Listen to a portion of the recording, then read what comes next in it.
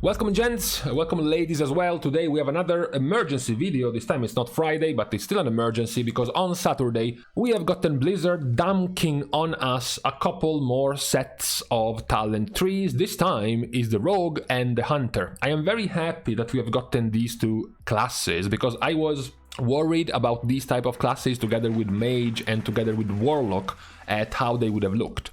Now, if you catch the similarities, the reason why I was worried about these is because they are pure DPS specs. They are all part of a single class. You know, when you look at what we already have, Druid, Death Knight and Priest, what is very clear, what is very visible is that the general tree is filled with non-damage stuff. You know, Blizzard said it as well. The general tree will be more of the utility stuff, you know, the off-spec stuff, while most of your damage will be put into your spec tree. This is obvious and very easy for it to happen if you're playing a hybrid, like a druid. You know, look at this. Look at this talent tree and tell me how much damage can a balanced druid get from this tree. You know, you have general balance stuff right here, right? You have this stuff right here, you have stats here, and then what else? What else is damage in here? Let's just exclude the feral stuff that you don't really use as balance. What's left for you to do damage with? Nothing. This is all. It's all there is, right? There is really nothing else. Same goes for discussions like, for example, Priest. Priest is the same. You're gonna have as a Priest, one side, this one, which is gonna be the Shadow Priest side, which is gonna have a bunch of damage available to you, roughly around these talents right here, right? But the rest is not going to be damage. It's going to be just utility stuff, healing stuff, off-healing type of stuff. But when you go to something like a Rogue, it turns out to be essentially almost always damage. It's just filled with damage. Let's look at what Rogue is getting in its general Rogue tree. You have the starting point, which is already quite annoying. You have Garrote, Blind, Sap, Cloak of Shadows, Feint, and Evasion, which is pretty much always a must take, at the very least for these two opposite sides, because you need this stuff, very simply. The next row, it's Master Poisoner, followed by Improved Poison Wound for poison stuff for Assassination, Numbing Poison, and Increased Speed. In the middle here, you have the less cost of energy of Feint and Crimson Vial, plus the extra healing to your Crimson Vial, Healing Potion, and Healthstones. In the middle, you have Gouge and Improved Sprint. Here you have Rush setup for the reduced cost of your CC, and then the extra damage, 10% more damage from enemies that just suffered your CC. Here you have Tricks with Shadow Step, and here you have Shadow Runner for movement speed and stealth, and then Subterfuge. For example, this already shows you that already you have some pretty important setup of damage here with Subterfuge, which is very important to take. But for now, most of this stuff in the first floor, in the first bracket, is going to be mostly utility. Movement, CC, and self-healing, poisons, etc, etc. When things starts getting heated is in this bracket right here. So very clean, diamond shape, triple set of options for Rogue. One is the returning silence on your Garrote, which is going to fit very well with Subterfuge. Spamming Garrote with silence is back. This one is Deadly Precision, which increases the crit chance of your attacks that generate combo points by 10%. So this is already pure damage talent. Cold Blood, pure damage talent. And Virulent Poisons, another pure damage talent. In the middle, you have Recuperator coming back as a decent, I guess, self-healing addition. This one, more damage talent for ambush, more damage talent in the form of flat-out versatility, and acrobatic strikes for your range. The last of the diamonds, you have no cost and no energy cost on Sap.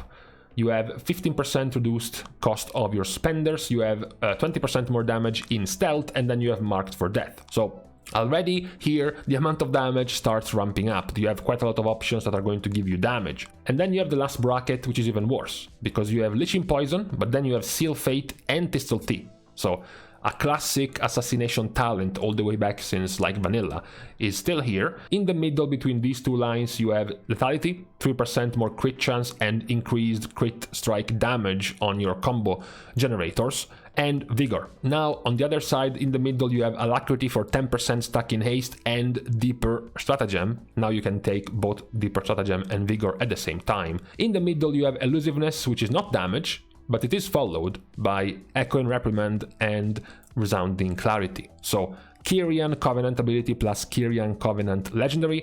And right to the right side, Cheek Death in the talent tree as a passive for everyone. Find Weakness, which is the Subtlety passive, and Shadow Dance, which is the Subtlety ability.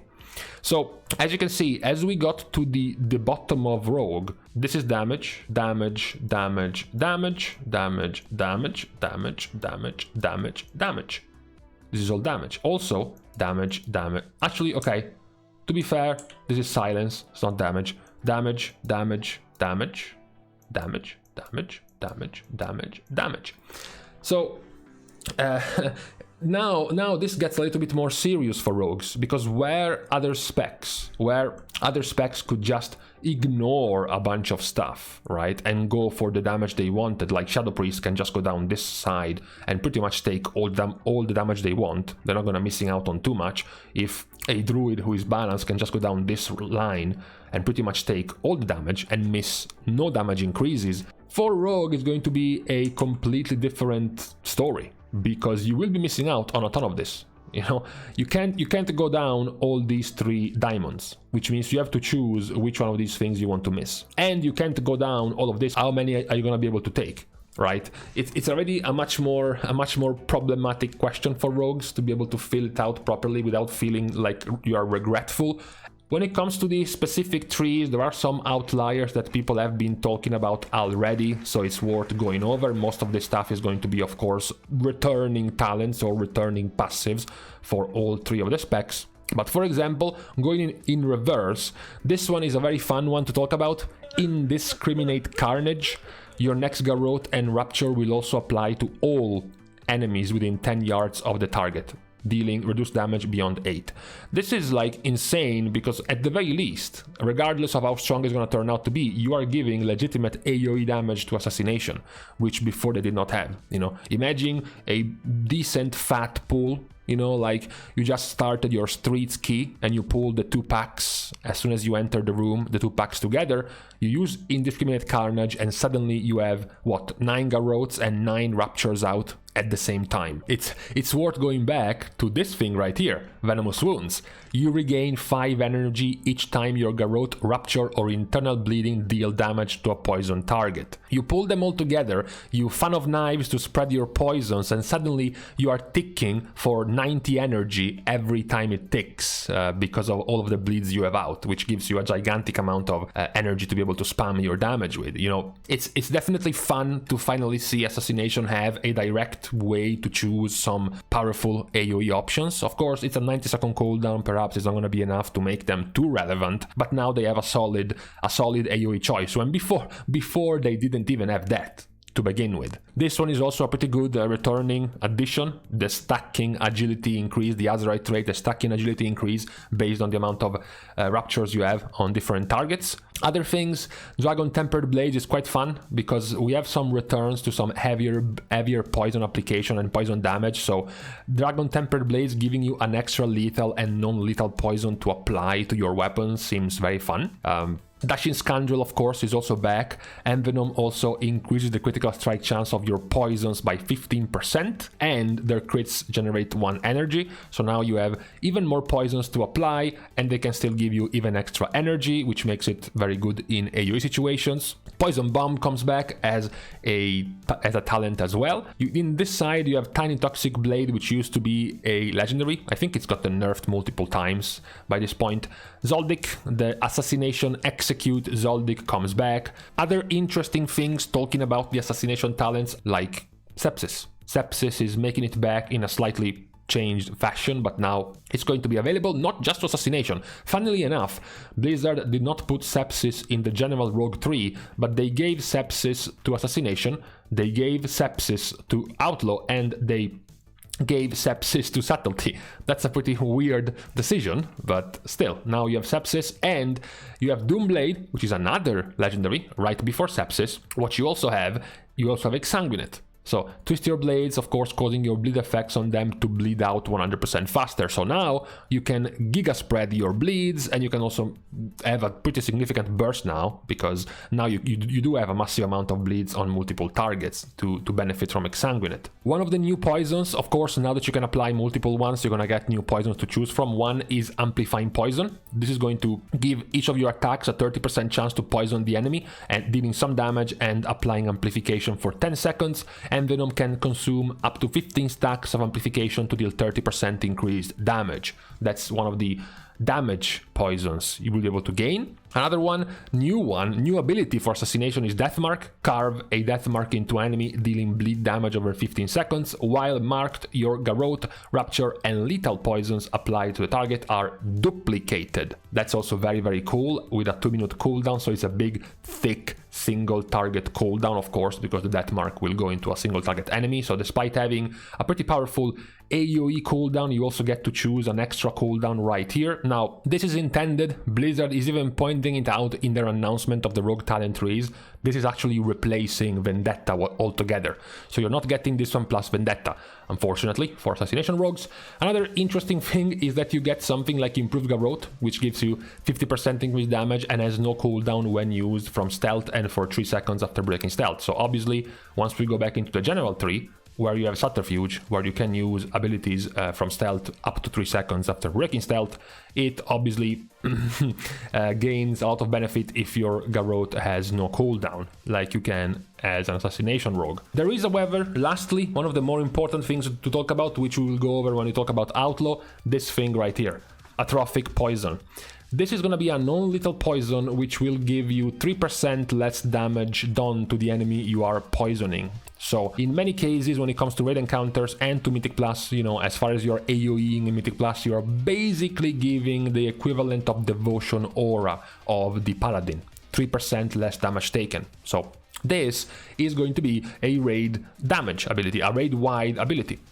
Just like Paladins can be taken into the raid just because of Devotion Aura, even though Holy Paladin has been strong enough to not need the aura to be carried into a raid, this might be the case for Assassination rogues alone, just for the 3% less damage taken. It's a very, very powerful one. Yes, I know, it's not very exciting because it's not going to give you damage, but it is almost certainly, if it goes live, it is almost certainly going to warrant the use of a single Assassination rogue in a raid just for this debuff right here. So overall, I am quite happy about the Assassination Rogue 3. I've been often disappointed as a very old Assassination main back from Legion about how the spec was dumbed down, taken away from a bunch of its tools a little bit too much over time, but this version seems much more exciting. You know, the double use of your poisons, the addition of this AoE talent, much more possible sinking into poison damage as well as venom damage, or even the, you know, the niche side of dealing more damage with mutilate and more extra damage with your basically physical or insta damage abilities rather than dots is quite an interesting setup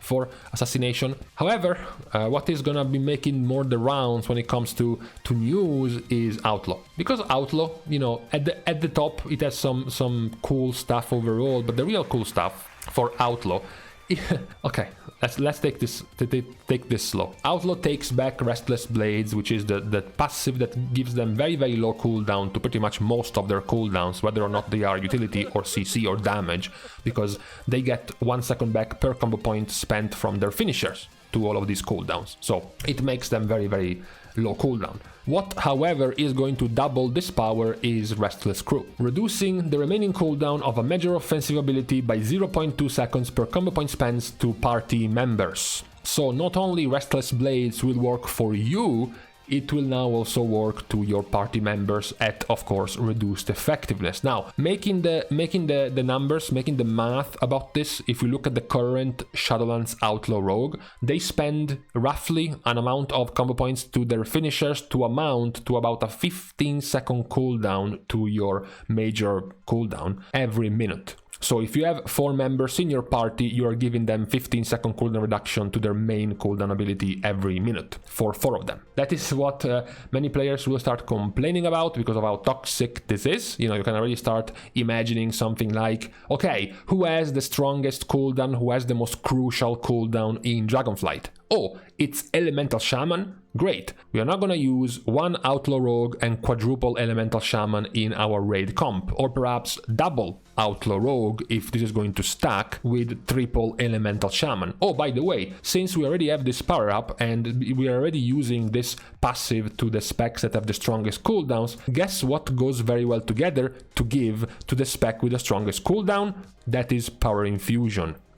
So that is what many players will start to complain about when it comes to this particular raid-wide buff. I felt the Assassination buff much more classy, okay, much more tender in how strong it is, because it's not affecting the damage, so not many people are gonna care.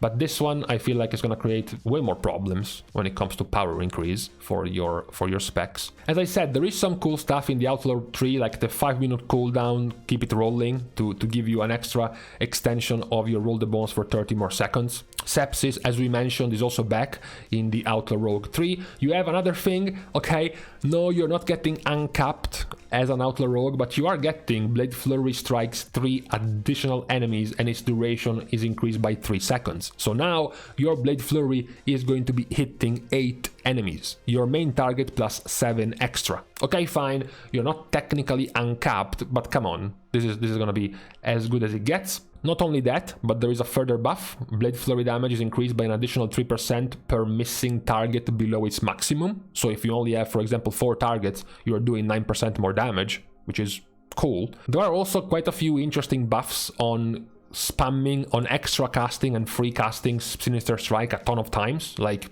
Sinister Strikes have an increased chance to strike an additional time, and when it does, you gain the bonus buff to give you half a cost of a pistol shot. You have Sinister Strike having a 10% increased chance to strike an additional time. Sinister Strike now has a 20% chance to strike with both weapons after it strikes an additional time.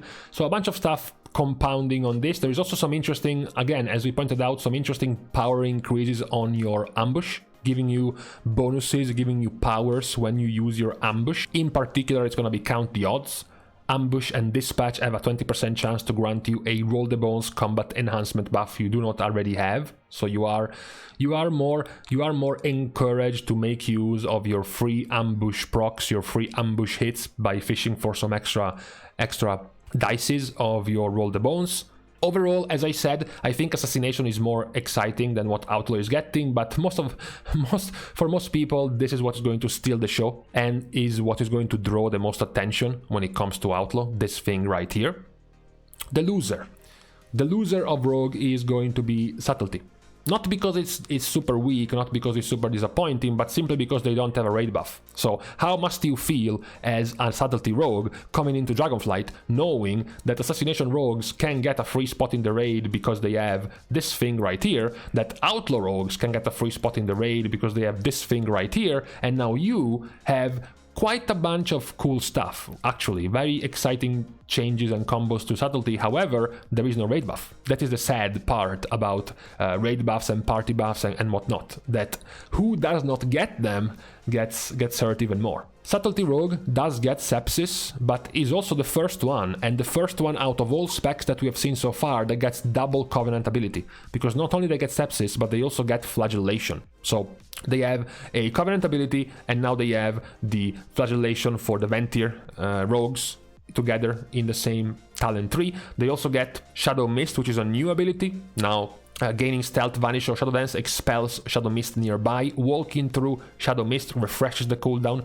of Shadow Step and supercharges a combo point. You have a bunch of other legendaries being given to you, like the Rotten coming in as a legendary. You have Invigorating Shadow Dust, which is also basically a legendary coming back to Subtlety. You have, of course, Finality making its way back for a legendary for Subtlety Rogue. You do get extra things that Outlaw and Assassination don't get, like for example an extra defensive on your Vanish, giving you 30% max HP. You do still retain Symbols of Death and the improved version for the extra extension of Symbols of Death, not to mention Symbols of Death also giving you the 10% crit chance as the second rank of Symbols of Death. You have a pretty handy, a pretty helpful spread of Rapture, by Rapture dealing 30% more damage and applying to one additional enemy within 8 yards. You have the extra combo point generation on first dance. You have something very interesting. You are given Shadow Blades back, which isn't too much of a loved cooldown, to be honest. But now you do have the returning deepening shadows for your Shadow Dance cooldown. But what's more important is that now Shadow Blades also get access to the cooldown reduction of this, up to 2 seconds every time Shadow Techniques procs. There are also some interesting extras in Empowering Vanish for some reason. You know, you have the movement speed increased by 20% and damage taken reduced by 10% after gaining Stealth, Vanish, or Shadow Dance. You have Vanish granting you the 30% max HP shield, you have Vanish giving you an extra additional charge as a sub-rogue, and lastly, of course, the already mentioned legendary 20-second cooldown reductions once you vanish. So that's my take of the Rogue 3s.